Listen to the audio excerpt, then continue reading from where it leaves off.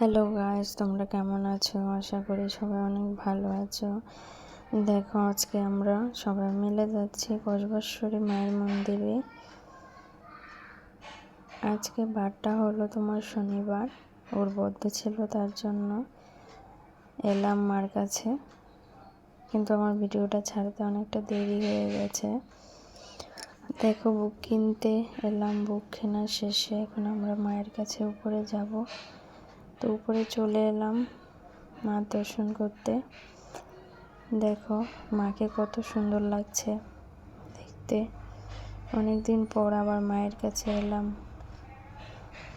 মা গো, তুমি তোমার সন্তানদেরকে সবাইকে ভালো রেখো, সুস্থ রেখো। দেখো এখানে চলে এলাম পুকুরে।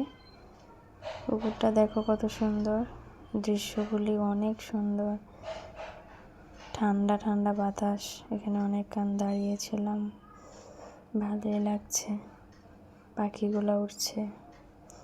দেখো খাওয়া দাওয়া শেষ করে নিলাম।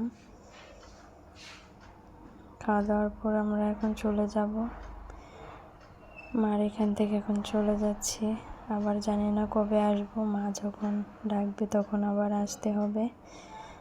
দেখো পুকুরটা আমার কাছে অনেক ভালো লাগছে, তা আবার এলাম। আরও ডাকছে, এসো গাড়িতে ওঠো। আমি বলছি একটু দাঁড়িয়ে যাই, দাঁড়াও। তো এখন চলে যাচ্ছি। তোমাদের যদি ভিডিওটা ভালো লাগে, লাইক কমেন্ট শেয়ার করে দিও। আবার কোনো পরের ভিডিওতে দেখা হবে।